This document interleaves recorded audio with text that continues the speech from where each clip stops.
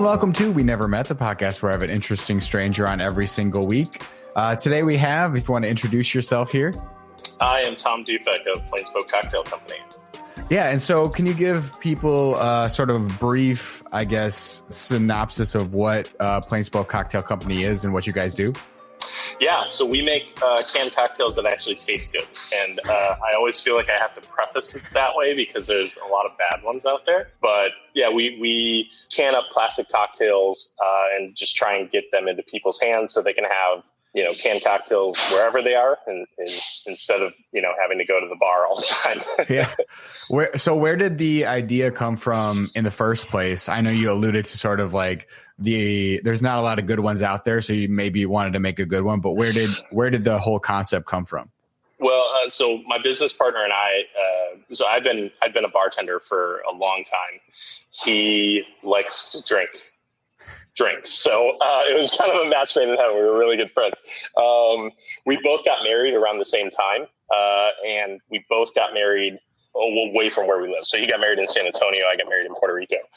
And we realized that there was not a lot of good options for quality drinking at weddings. It was just weird. We couldn't get people to make good cocktails. So we just started kind of looking at the state of the industry, and we just realized that so many people enjoy cocktails and it's become ubiquitous these days, but that had not caught up to the canned cocktail industry. There was still just a lot of artificial flavors, a lot of preservatives, and it just seemed really odd to us. We were just like, well, how is it that good cocktails have become so kind of accepted and ubiquitous, but you just can't get them unless you go to the bar?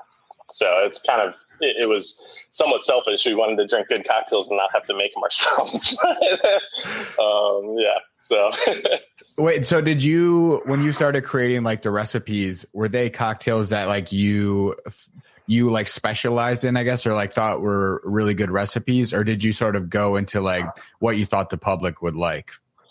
We started there with what we thought the public would like, just because, if you were going to sell a thing in mass, you want to make sure it's something people like. So the first cocktail we came out with was a Moscow Mule, which is obviously the most popular cocktail, ever right now. So we started there, and we've really stuck to classics. So, we have a brandy old fashioned in a can, which in Wisconsin is, the king of cocktails, if you will. Yeah. But now we've been around for about 2 years now. So the brand is a little bit more established. We're probably going to start branching out and doing some more fun stuff or stuff that's unique to us. But we really wanted to start right out of the gates with stuff people knew and already recognized, because, that was already a lot of education we were going to have to do with folks. We just didn't want that to be one of the things we'd have to educate on as well. Yeah. And so when you started the brand and started creating these cocktails, were there certain pillars of things that you thought were really important that you weren't going to compromise on to make you guys different than the other brands that were out there? Yeah, totally. I mean, the first thing that we do is we actually use real spirits, which feels like a weird thing to say, but a lot of people use a malt beverage or, I've seen Moscow Mules that are made with not vodka, and it's just it's not really a Moscow Mule, One of the things that always gets me is Miller Coors introduced something called Cape Line, and their tagline was no compromise or something, a lot of flavor, no compromise, something like that. But it was a margarita made without tequila. It's literally the definition of compromise. So you are compromising on pretty much everything. Yeah, everything, exactly. Yeah. And then the other thing we did is we used real juice in the cocktails. I was a cocktail bartender, if you will, for a long time. Managed cocktail bars. So if I was going to put, something out that was supposed to have juice in it, it was going to have juice in it. And it's not from concentrate or anything like that. We use 100% real juice, not from concentrate. We don't bump it up with lime extract to make it taste like lime juice. We actually use lime juice in the cocktail. And that has been really a big point of differentiation for us. So going from like a world where you were like creating cocktails for people like in front of them as like a bartender to go into like sort of mass producing cocktails, was it hard for you to like step away from that like personal experience of someone like getting a drink and you seeing how they react to it? Totally. Yeah. It was, that was the biggest difference for me, was one cocktail for one person to thousands of cocktails for people I never met. Yeah. We never met. There we go. I didn't even try. I promise I didn't try to do that. But it was different, right? Because you could get feedback. Also, you could kind of talk to people about what they liked. If there was a certain vodka or rum or whatever that they wanted to use. So there was things like you mentioned that we weren't going to compromise on. But then we really wanted to make something that we knew had, more mass appeal. We didn't want to go like too polarizing right out of the gates. And you can do that when you run a cocktail bar. You can make really weird, bizarre cocktails that only appeal to a small set of the people who come into the bar. Mm-hmm. We just definitely couldn't do that with this company. So yeah, and like working as a cocktail bartender, like you won like national awards, didn't you, for your cocktails and drinks, or like the establishments you worked at did? I never won national awards. I placed in some national competitions. Okay. I never won anything. But yeah, I mean, it's funny because I told people I traveled around the world making cocktails, which is not a lie. But it's like a weird thing to tell people. They're like, I didn't even know that existed, right? But I went to Mexico to see like Patron's distillery. I went to Puerto Rico to visit distilleries out there. I was in France and looking at rum distilleries and cognac distilleries. I mean, it was bizarre and crazy, but there's like a circuit out there actually, like bartenders who not as much now, right, with coronavirus, but in general, there was like, I've got friends like all over the country who we kind of were always in the same circles doing the same things. And it's a weird subsect of the industry. So would you go to like Mexico and there would be like a competition at that space or place or with that alcohol company or something? Yeah, like in Mexico, that one, no, that was more of just like we're going there to hang out and have a good time, learn about the distillery. But yeah, and some of the places it was like Portland. So I did 6 years ago, did a competition out there with Campari, and there was literally people from all over the country. Every state that had a bartenders guild chapter had a representative out there, and we were all competing to make the best Campari drink. So it's fun, it's interesting. I'm not upset that I don't do it anymore, because it's there was a time where I was spending 12 weeks away from the bar, or like I was on the road for 12 weeks at a time one year, and it was just like, wow, it's like half the year, or not, sorry, a quarter of the year, and it's just it's very fun, but it takes a lot of time.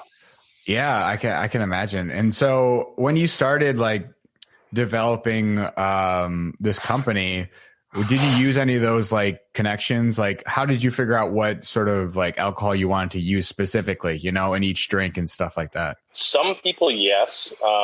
But a lot of the work that we did was us just kind of calling around, because we're a little different in that we're a distillery, but we operate like a brewery. All of our equipment is brewing equipment, and then we're blending techniques from the wine industry, from the brewing industry. So we had to make a ton of phone calls just to like kind of figure out like how do we do all of this, right? So there's a lot of good people making a lot of good booze these days. So I mean, we would just get samples of tons and tons of product, and then we find people that we like to work with. We found people that we respected what they did, and that's kind of what got us to. We've got relationships with a couple of different spirits producers these days. Yeah, it like when you go to like even the alcohol section at like a supermarket, it's amazing how much there is, like how much stuff there is. And that's only like a subsection of the entire thing. Totally. Totally. It's also, there's so much marketing that goes in the liquor industry that like you as a consumer, you kind of have to do your research to be like, who actually makes this thing? You know, if you care about that. Some people don't care, right? But yeah, there's a lot of cloak and dagger sort of stuff in the booze industry. Yeah. So I read sort of from a young age, you were introduced to this industry through like your parents and like even siblings. So did you have any like even growing up, any sort of second thoughts about like where you wanted to go, or were you like, this is what I want to do for sure? No, I had tons of second thoughts. I bartended in college, during undergrad and enjoyed it, but it was certainly not something that I viewed myself doing long term. And took a break, lived out in New Mexico, worked for a tech company. That's actually where Garrett and I, so my partner and I, we met working at Hewlett Packard together. And then I came back to Wisconsin to go to law school. So I have a law degree. I don't practice,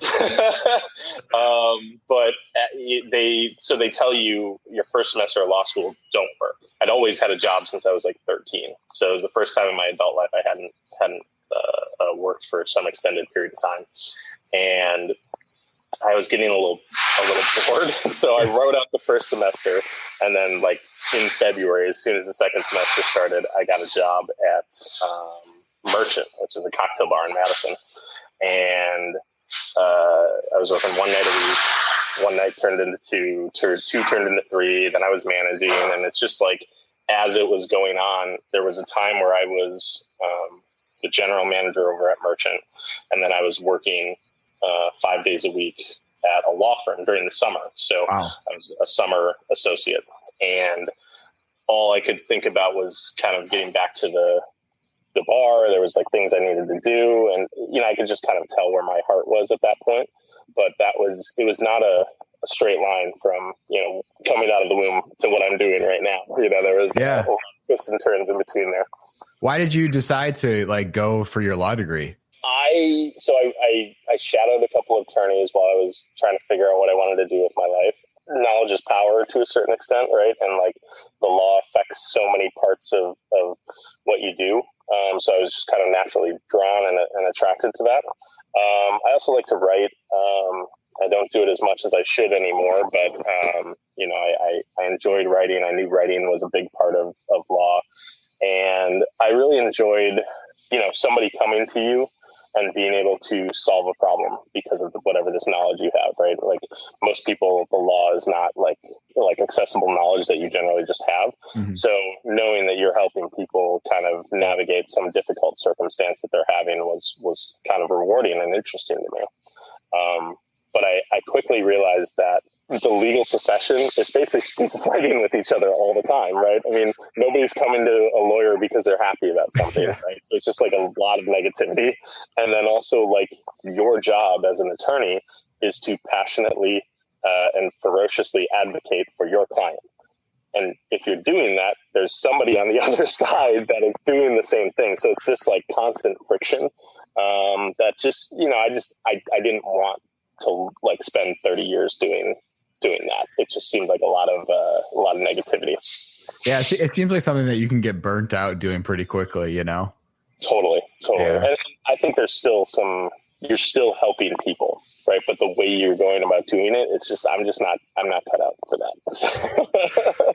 Did that help you at all though when you were starting a business, like learning the law and stuff? Like obviously that had to help, right? Totally. I mean, I never let myself be my own attorney, but I can read, contracts, and I have some basic understanding of legal concepts from law school. So it helps me kind of think of, hey, I should pay more attention to this, or this is an area where we should talk to our attorney, focus on this for us. I wouldn't say that I use it all the time, but there's definitely times where, that knowledge comes in handy. Yeah, and you also have another company, Young Blood Beer Company. Did that start at the same time or as you started this other Plain Spoke? No, that was about a year behind it. Okay. I was doing Plain Spoke and still working at, so I managed the restaurant group that owns Merchant and Lucille in Madison. So I was kind of doing both. And a buddy of mine who I've known for a while, and he sold beer to us. He and I were having a drink, and it's like every good story, it starts over. He and I were having a drink, and he was just like, man, I'm just like so burnt out on selling other people's beer. I think I want to start a brewery. And, I was like 2 drinks in or something like that. We were at Maduro having cigars and cocktails. And I was like, so we're starting a brewery? Should we do this? It's like famous last words sort of situation. Yeah. But I really realized that I like creating brands. I like creating drinks, in the drinks industry specifically. Once you tie yourself to a certain tier within the 3-tier system, you can't cross. So like I couldn't go back to being a bar owner or owning a bar or restaurant. So, I have to kind of stay within this sphere.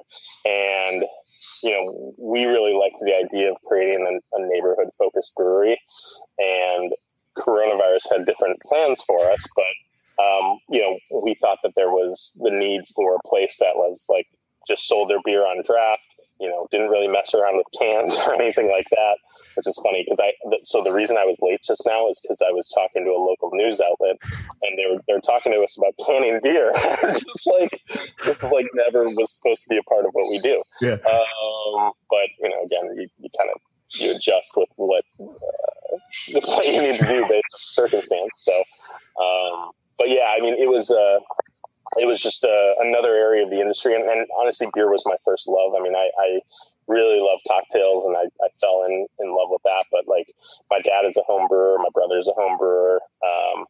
I remember being like 10 years old and my dad getting like a home brew kit. So, that's always been a part of us. And I've always really, I've always thought of starting a brewery as something that would be, really fun to do. Yeah. Did they ever make anything that was like super good, or was it like, whoa, Dad? Okay. No, they're actually really good.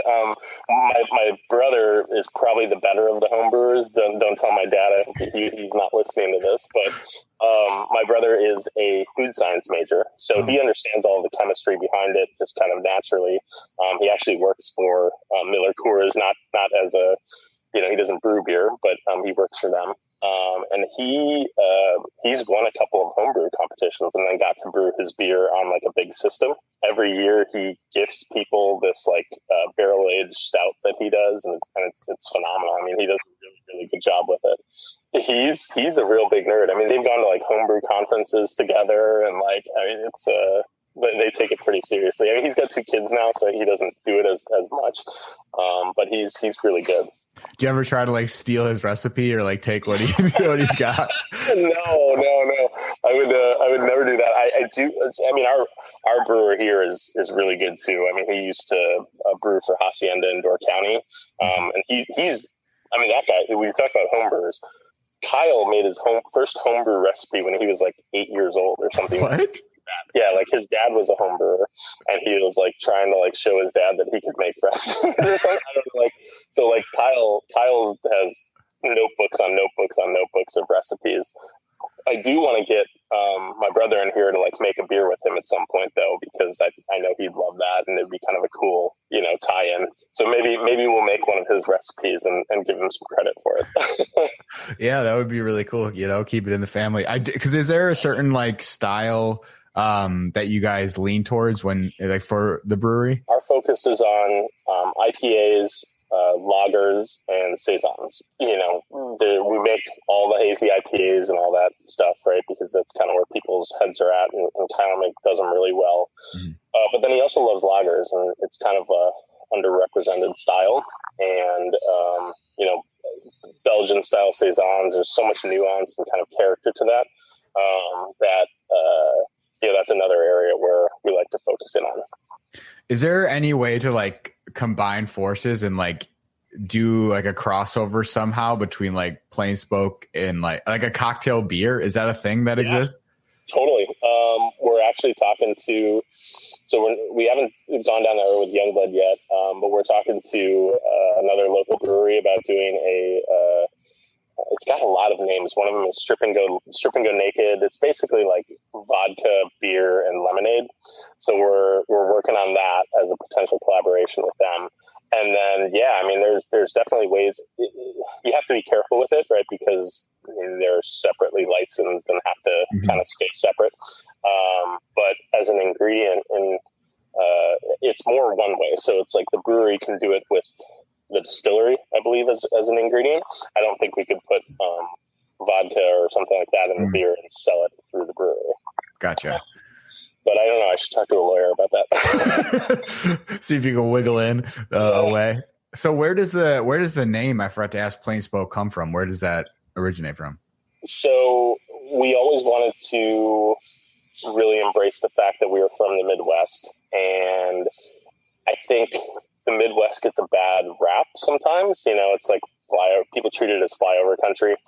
I'm from here. I took a brief hiatus out on the West Coast, but like I love being from the Midwest. I love being from Wisconsin, and too often people think that there's not a lot going on, and I think a lot of that has to do with just us and Midwestern culture as a people. We're not like, we don't promote ourselves. We're not like, flashy. Show offy, yeah. Yeah, we're just kind of like, yeah, come hang out. If you don't like it, whatever, we'll still be here, So we kind of wanted to challenge that or channel that with our cocktails, because the cocktails are not flashy. There's not some celebrity behind the brand. It's just good ingredients put together well. So using Plain Spoke as a moniker for people from the Midwest and us and what we do as a company, we really like that.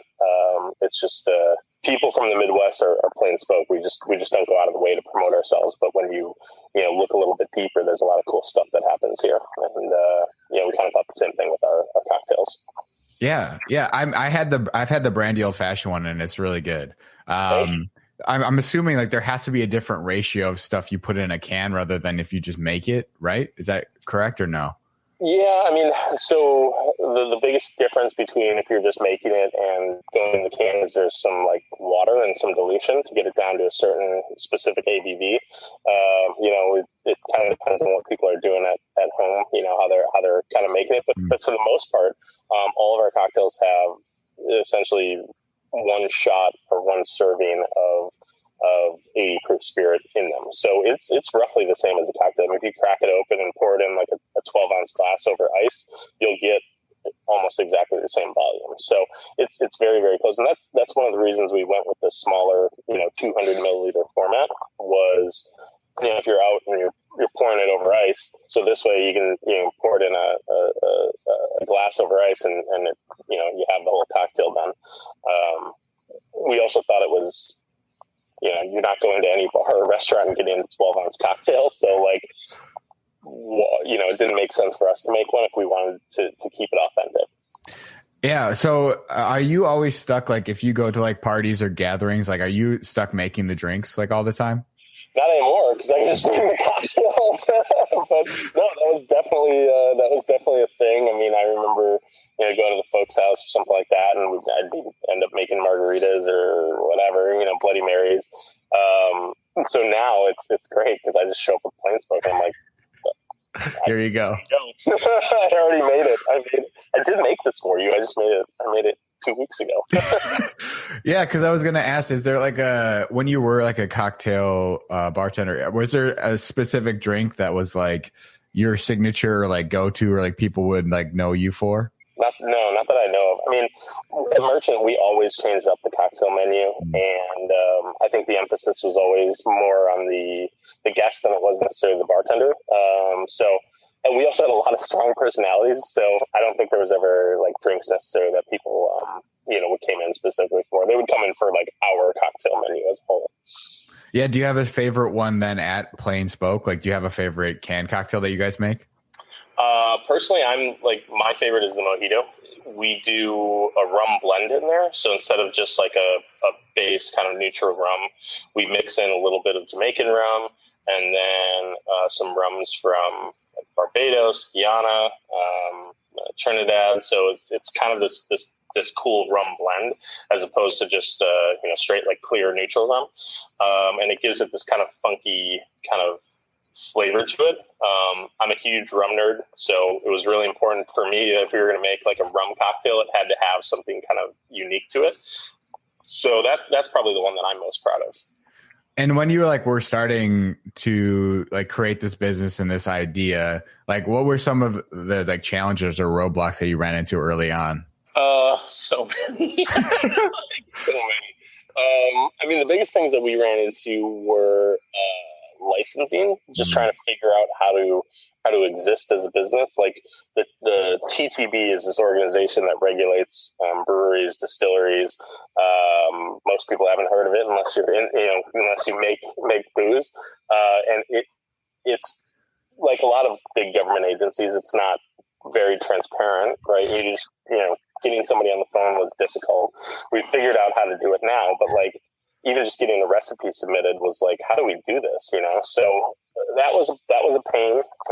And then the other thing is cans. Like cans you see them everywhere, and you think, well, I could probably just buy these from somewhere, right? No, like you can't. Especially ours. Ours are 200 milliliters. They're like small. They only run them a certain amount of times, and they just don't produce a ton of them. Figuring out the logistics of the packaging industry was a huge nightmare. And printing actually was another one. So I'd never printed anything professionally. You would think, hey, our designer designed this. Can you print this thing? You think that would be an easy thing to do.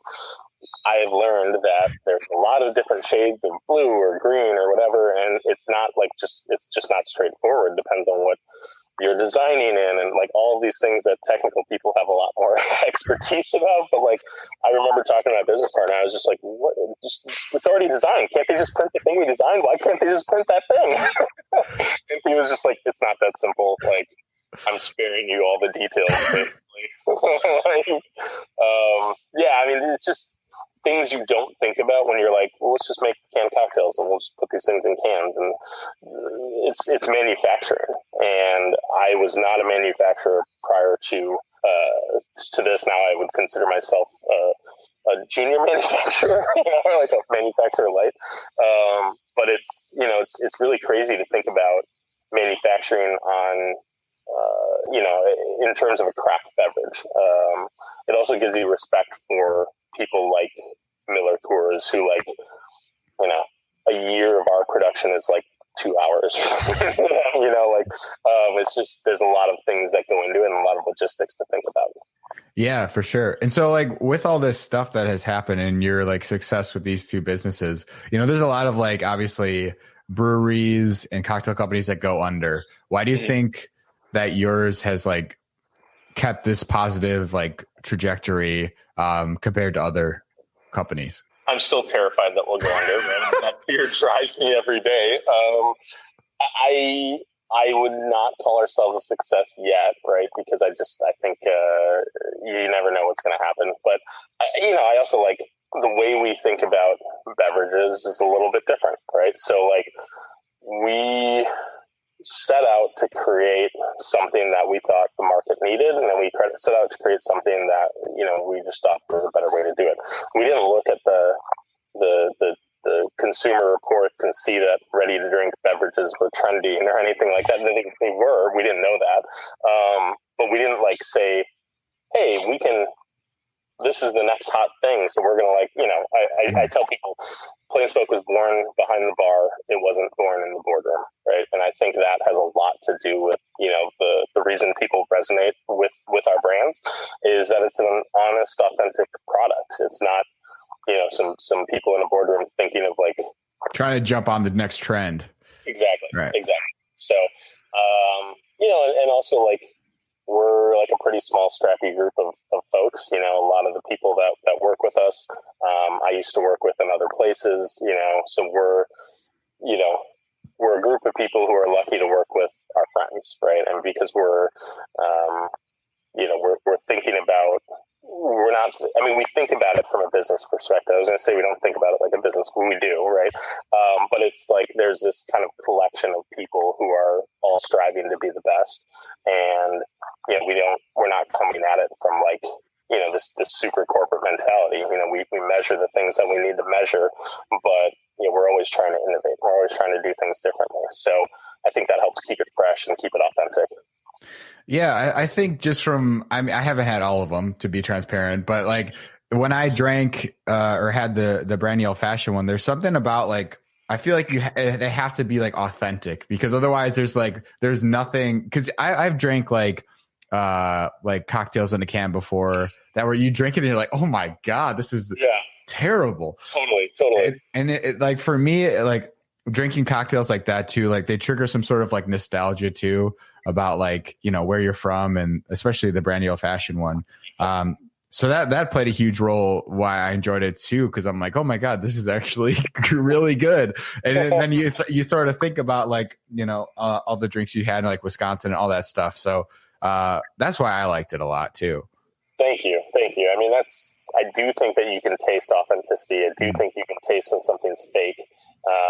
And some people care about that. Some people don't, right? I mean, some people are like, I love the way that banana runs taste. I don't care that it's fake banana flavor, right? And it's like, cool, that's fine.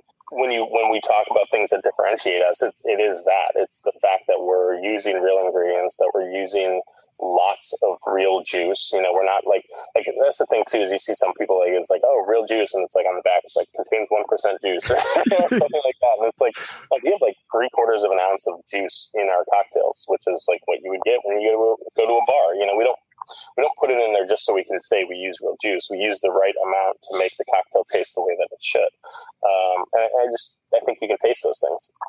Yeah, and I think over time too, like when drinks like that are authentic and are well done, like the spread just takes on a whole new like pace, because like people, I think the thing about companies like yours is that people want to talk about it. People want to tell their friends about it because it's like this really great experience they had. And I think that helps probably too. Totally. 1,000%. I mean, so much of what we do is based on word of mouth and based on, people taking it to a party and sharing it with somebody else.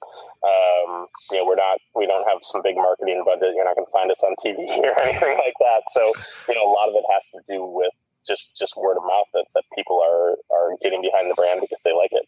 Yeah, there won't be any plain spoke arenas or anything like that in the future. Hopefully, but no, nothing in the immediate future. What are your plans with the brand to like move forward? Are you thinking of more cocktails that you could do? Yeah, totally. So one thing we've always kind of looked at with plain spoke is the company is a beverage producer as opposed to like a canned cocktail producer. So we have in the next 2 weeks, we'll actually have a wine-based cocktail that we're going to be coming up with. It will not be plain spoke branded. It's going to be called Resty and Spritz Face. So that will be a line of like canned wine spritzers. And then we're also working on a spirits line. So we'll have a spirits brand that people can buy when at like bars and restaurants and that sort of thing. But I mean, we've looked at everything from like even just like canned water. I mean, that was a thing we looked at. I don't think it's going to be a thing we pursue, but like we've looked at that. I think if there's a segment in the beverage industry that needs to get kind of shaken up or needs some sort of innovation, it would be something that is interesting to us. I mean, we probably are never going to like make a seltzer because I think that's like done and played itself. It's not done, but like there's nobody doing innovative things in the seltzer industry right now. Like coming out with a hard seltzer, that was the innovation, right? Or maybe there is. I don't know. I mean, who knows? But it would have to be something that like we could kind of put our own unique spin on, as opposed to just like, well, this is a hot category now. Yeah, for sure. Have you ever seen the It's Always Sunny episode where they have canned wine? Do you watch that show at all? No, I not as much as I should. I've seen a couple episodes, but what goes on with it? They like one of the characters finds out like they can pour wine into like a Coke can and like go about their day and drink it. So they have like blue mouths all the time, but like purple mouths when they're like out. Yeah, it's pretty good. That's awesome. That's great. But yours are like more spritzer. So is that like more? How is that different? I guess than. Yeah. So, I mean, the percentage of it being wine is smaller. So it's like, it's wine, it's juice, a little bit of sugar to balance everything out, water to kind of bring it down to the right ABV. So it's, like a full cocktail. So like an Aperol spritz, like it's like those, but, not Aperol because we can't use that name. Somebody else's brand. So it's a fully built out cocktail as opposed to just like, just sparkling wine. Gotcha. And so where can people find out more about where they can get Plain Spoke and all that? So you can go to our website, which is plainspokecocktails.com. That has all the information about kind of what we're doing, what we're about. It also shows you where you can get it. So there's a store locator, so you can literally just pop in your address or zip code, and it'll tell you all the different places that you can find it. We just got into all of the pick and saves statewide, or most of the pick and saves statewide. So that is a really good place to find us. I mean, I feel like pick and save by everybody. It's kind of cool too, because I remember being a kid and going to pick and saves and now being able to say we're in pick and save is kind of like a cool thing for us. So but we're in probably 400 locations in Wisconsin. So I'm sure you can find some place where we're close by, and the website's the easiest way to kind of find out where those are. And do you guys have social media and stuff as well? Yep. We're at Plain Spoke Cocktails on Instagram, and then Plain Spoke Cocktails on Facebook as well. So you can follow us there. And we also have a tasting room in Madison. So we have a tasting room at 110 King Street. It's on the second floor of a building down there.